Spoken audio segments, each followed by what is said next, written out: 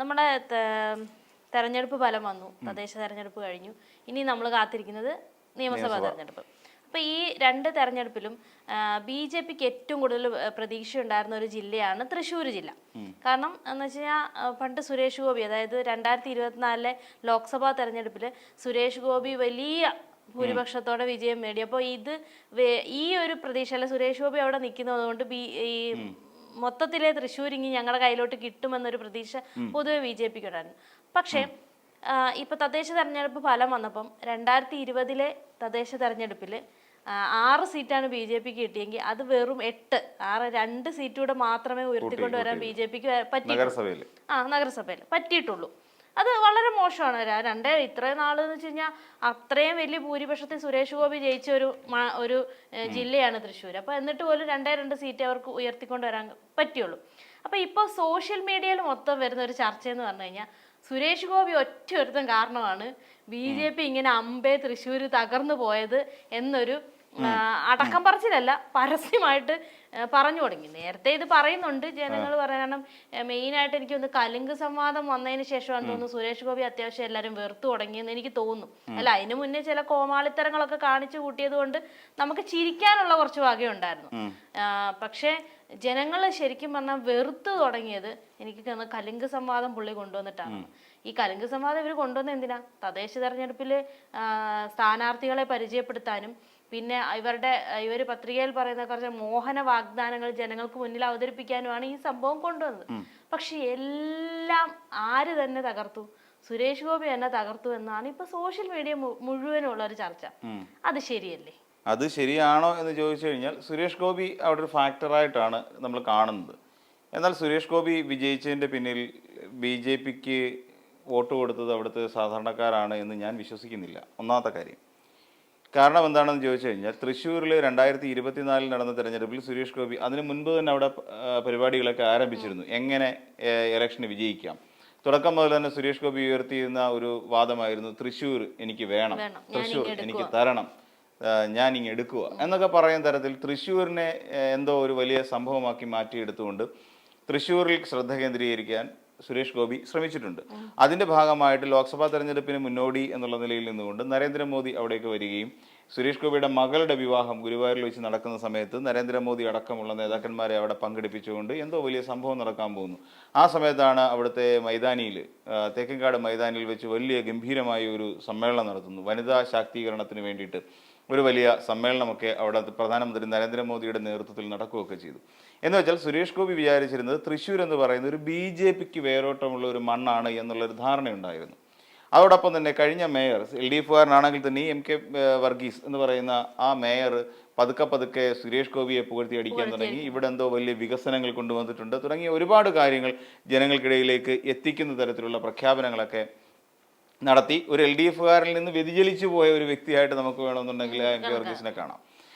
പിന്നെ തന്നെയുമല്ല ഇവരുടെ പ്രവർത്തനങ്ങൾക്ക്, അതായത് കോർപ്പറേഷൻ്റെ പ്രവർത്തനങ്ങളിലേക്ക്, തെരഞ്ഞെടുപ്പ് പ്രവർത്തനങ്ങളിൽ ഞാൻ വ്യാപൃതനാവില്ല, ഞാൻ ഇറങ്ങില്ല, LDFന് വേണ്ടി ഒരു വോട്ട് പോലും ഞാൻ ചോദിക്കില്ല എന്നൊക്കെ, ഇനിയും മത്സരിക്കാനില്ല എന്നടക്കമുള്ള കാര്യങ്ങൾ പറഞ്ഞുകൊണ്ട് സുരേഷ് ഗോപിക്ക് അല്ലെങ്കിൽ BJPക്ക് പിന്തുണ നൽകി മാറി നിൽക്കുന്ന ഒരു മേയറെയാണ്, അല്ലെങ്കിൽ LDF മേയറെയാണ് നമ്മളവിടെ കണ്ടത്. എന്നാൽ സുരേഷ് ഗോപി അവിടെ ഇത്രയൊക്കെ ചെയ്തെങ്കിൽ സുരേഷ് ഗോപി അവിടെ വിജയിച്ചത് എങ്ങനെയാണ്? നമുക്കറിയാവുന്നതുപോലെ തന്നെ സുരേഷ് ഗോപിയെ കുറിച്ച്, അല്ലെങ്കിൽ സുരേഷ് ഗോപിക്ക് വേണ്ടിയിട്ട് അവിടെ വോട്ട് മറിച്ചത് ആരാണ്? അവിടുത്തെ നിഷ്പക്ഷമതികളായ ജനങ്ങളായിരുന്നു സുരേഷ് ഗോപിക്ക് വോട്ട് ചെയ്തത്, അല്ല. അവിടെ കൃത്യമായ ഒരു അജണ്ട തൃശ്ശൂർ DCC നടപ്പാക്കുകയാണ് ചെയ്തത്. കോൺഗ്രസ് എന്ന് പറയുന്ന അവിടുത്തെ കോൺഗ്രസിന്റെ നേതാക്കന്മാർ ചേർന്ന് അവിടെ മുരളീധരനെ പരാജയപ്പെടുത്താൻ വേണ്ടി TN പ്രതാപന്റെ നേതൃത്വത്തിൽ നടത്തിയ ഒരു വലിയ ചതിയാണ്, ശരിക്കും അടിയൊഴുക്ക് നടന്ന ഒരു മണ്ഡലമാണ് തൃശ്ശൂർ ലോക്സഭാ മണ്ഡലം.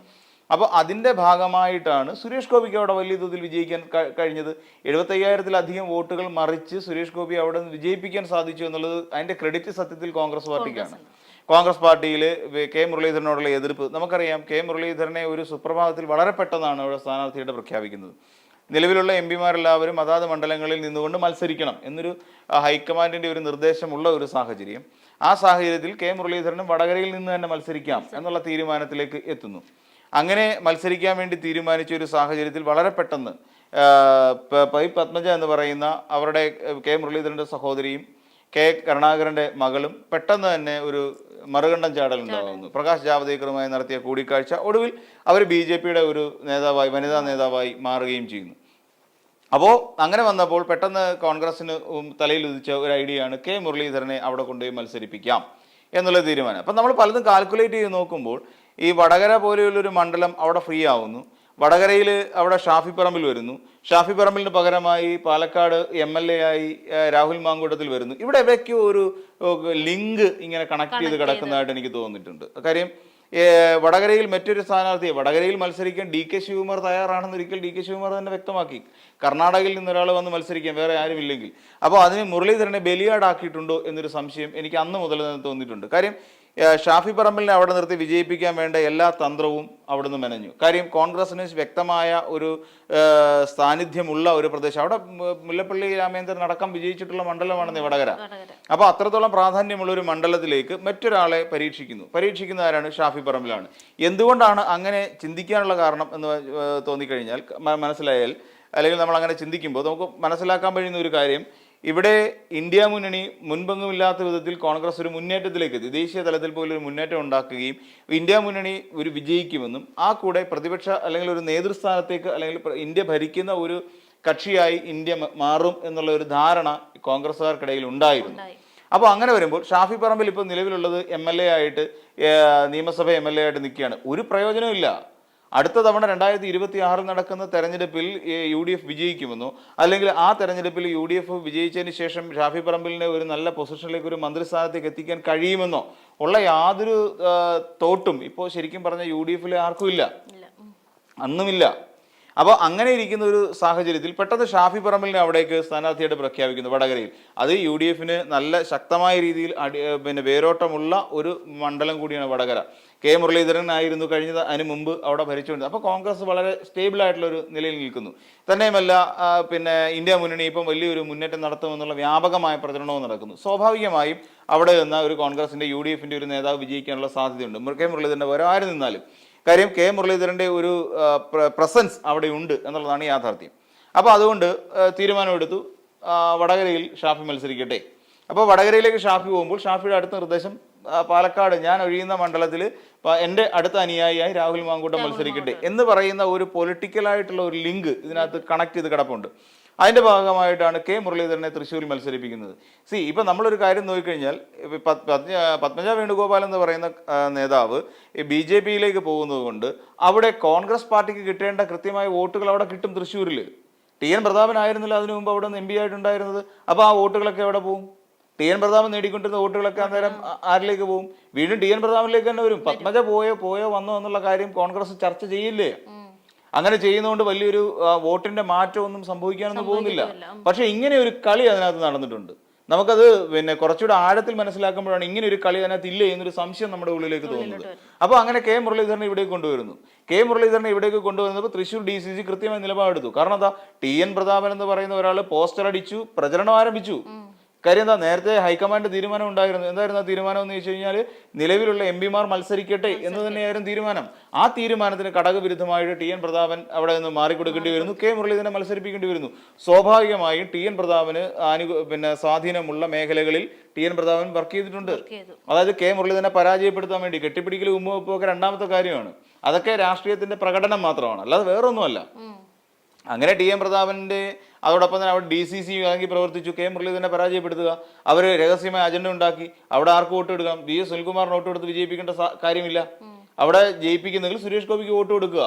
വളരെ വ്യക്തമായിട്ട് അവിടുത്തെ ഒരു നേതാവ് തന്നെ പറഞ്ഞിട്ടുണ്ടല്ലോ. അവിടെ നമ്മൾ നോക്കിക്കഴിഞ്ഞാൽ എല്ലാ കോൺഗ്രസ്സുകാർക്ക് നെഞ്ചിൽ കൈവച്ച് പറയാൻ സാധിക്കുമോ എന്നാണ് ചോദിച്ചത്.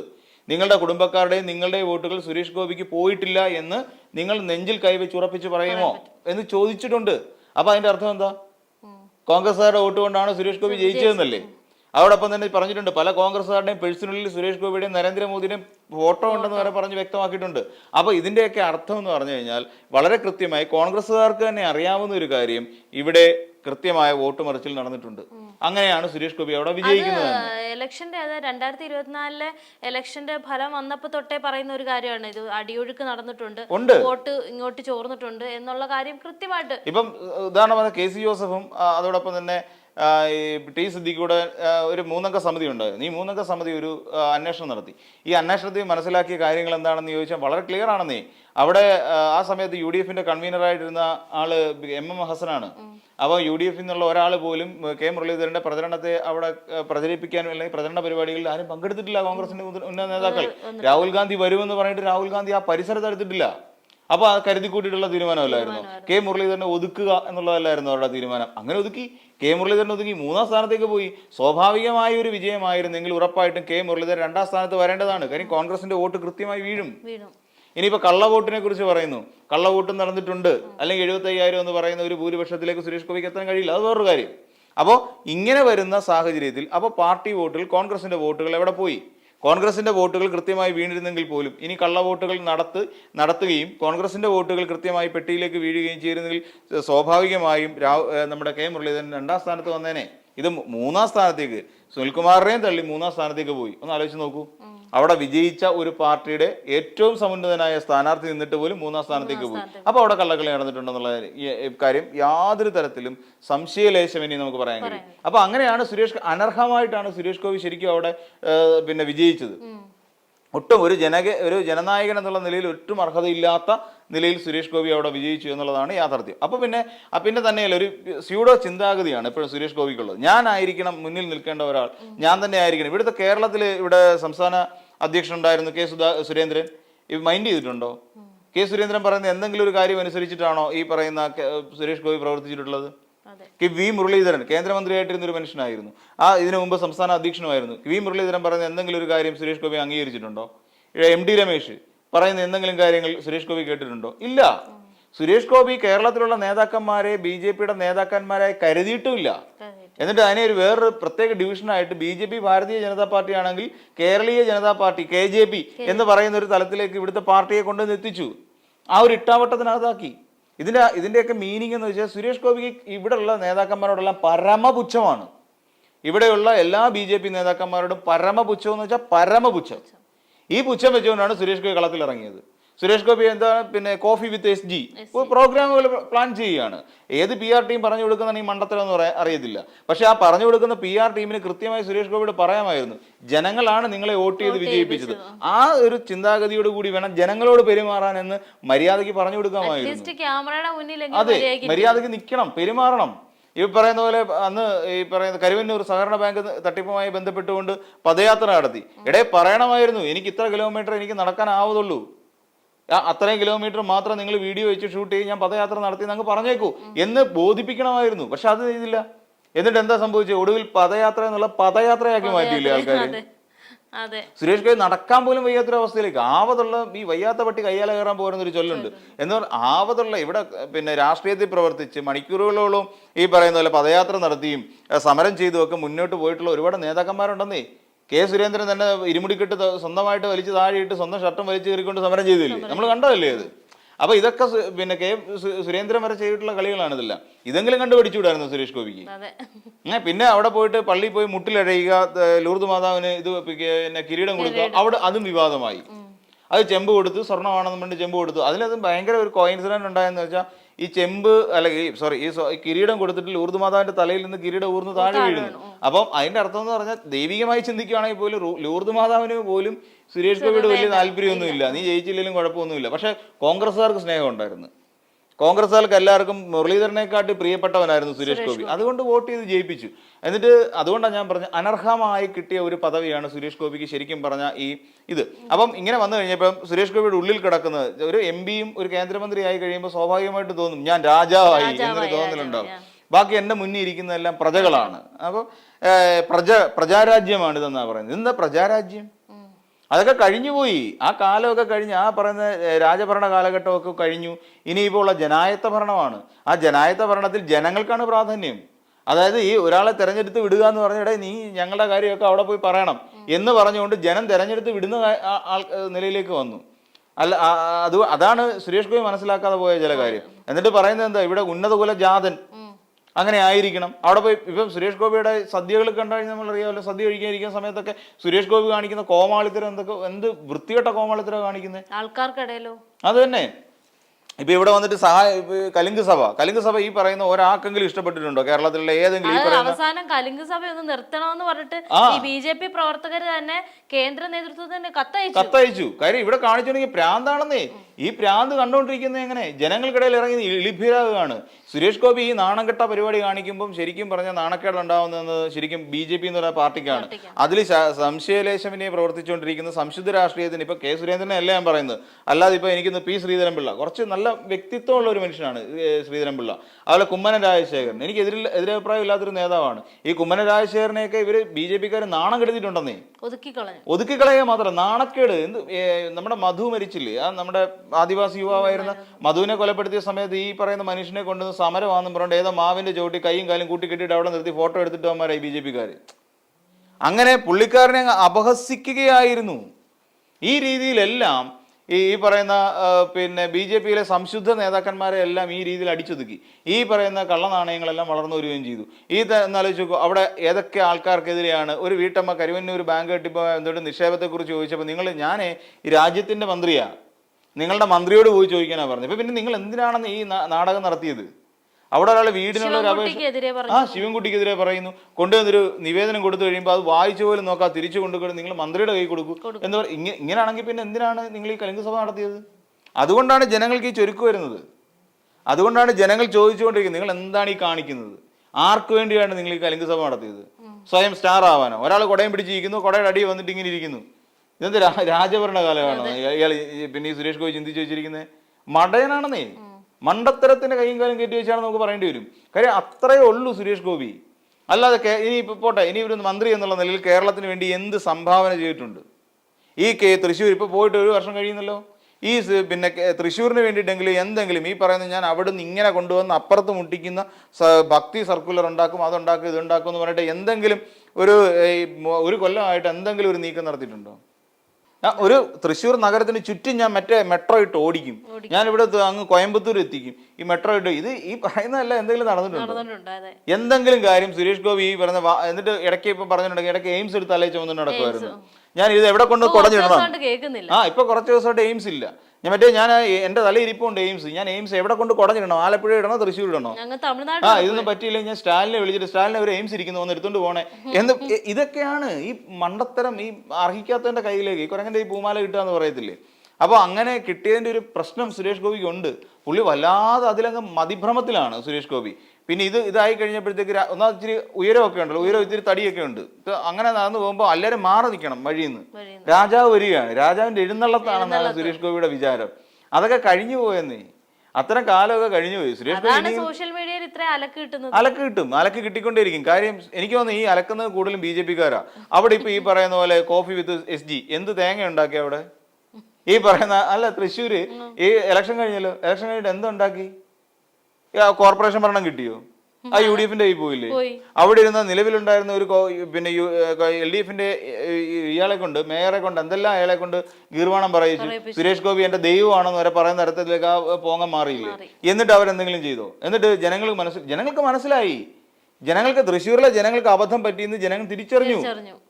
പിന്നെ കോൺഗ്രസിന്റെ വോട്ടുകൾ കൃത്യമായി ഇത്തവണ ആരും കലക്കാനില്ലാത്തതുകൊണ്ട് കൃത്യമായി കോൺഗ്രസിന്റെ പെട്ടിയിൽ വോട്ട് വീണു.